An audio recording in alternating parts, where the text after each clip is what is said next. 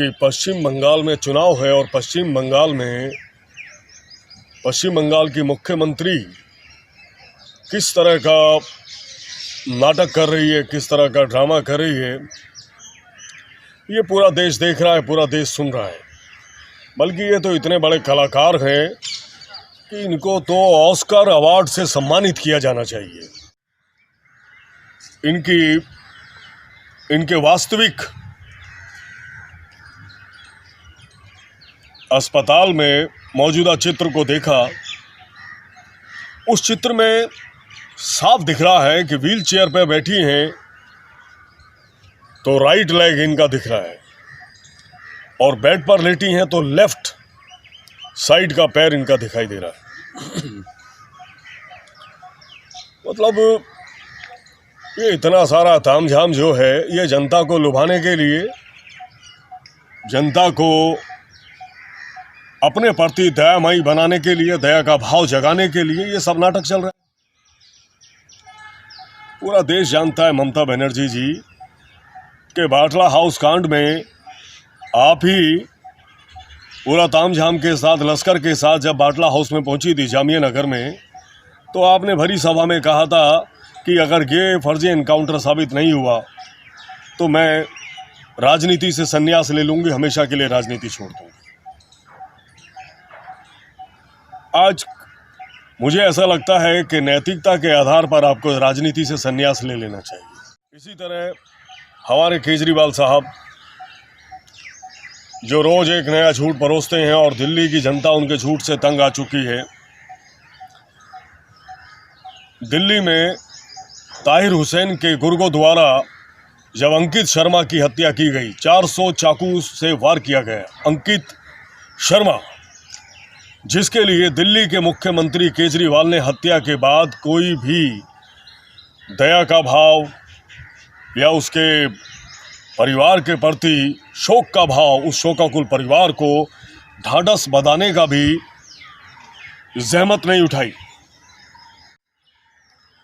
बल्कि सूत्र तो ये बताते हैं, सूत्रों के हवाले से, और आज तो ये इन बातों का बड़ा खुलासा हुआ है कि ताहिर हुसैन की लोकेशन उस वक्त खजूरी इलाके में ही थी जहां अंकित शर्मा की 400 चाकुओं से वार करके हत्या की गई और उसको एक गंदे नाले में फेंक दिया गया।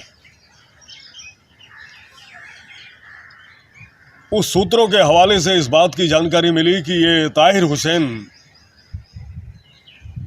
संजय सिंह, मनीष सिसोदिया, अमानतुल्लाह खान और केजरीवाल जैसी शख्सियतों के संपर्क में था मोबाइल फ़ोन द्वारा। क्या साबित करना चाहते हैं आप जेएनयू प्रशासन को सही ठहराते हैं जहां 60 साल के 65 साल के लोग स्टूडेंट, छात्र बनकर घूम रहे हैं, और ऐसा माना जाता है कि जो सूत्रों के हवाले से जो जानकारी आती है कि वो तो एक अय्याशी का अड्डा था और है। वह 60 साल के 65 साल के लोगों का ऐसी कौन सी शिक्षा हासिल कर रहे हैं? देश विरोधी साजिशें रच रहे हैं, देश विरोधी ताकतों के साथ हाथ मिलाकर देश की खुफिया जानकारी उन देशद्रोहियों को मुहैया करा रहे हैं। क्या पल रहा है जेएनयू प्रशासन में? जो परिसर के अंदर जिस तरह की फुटेज, वीडियोस आए हैं कि एक महिला छात्र और एक पुरुष छात्र गले में बाहों में बाहें डालकर खुलेआम शराब पीते घूम रहे हैं, शराब का गिलास हाथ में लेकर, और मतलब सिगरेट के छर्रे बना रहे हैं। मतलब ऐसे हालात में अधनंग तस्वीरें जो निकल कर आई हैं, तो क्या जेएनयू प्रशासन में चल रहा है? और आप केजरीवाल साहब ऐसे लोगों के साथ खड़े हैं। मैं किसी के अधिकार के खिलाफ नहीं हूँ। जो भारत का नागरिक है उनका अधिकार है, उनको अभिव्यक्ति का अधिकार है, उनको अपने हक पाने का अधिकार है, उनको अपने मौलिक अधिकार पाने का हक है।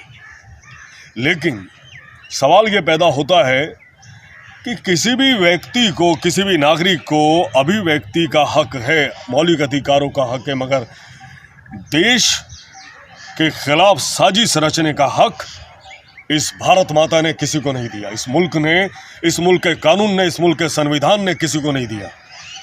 इस मुल्क के न्यायपालिका ने यह हक अधिकार किसी को नहीं दिया कि जो आज वर्तमान में पश्चिम बंगाल की स्थिति है कि केजरीवाल साहब भी वहाँ डेरा डालने जा रहे हैं। आखिर किसका समर्थन करने जा रहे हैं? क्या केजरीवाल साहब नहीं जानते कि पश्चिम बंगाल के हालात क्या हैं? वहां पर 100 से ज्यादा हमारे दलितों की हत्या की गई। क्या इस बात का संज्ञान नहीं? अनेकों हिंदू परिवारों के साथ वहां पर किस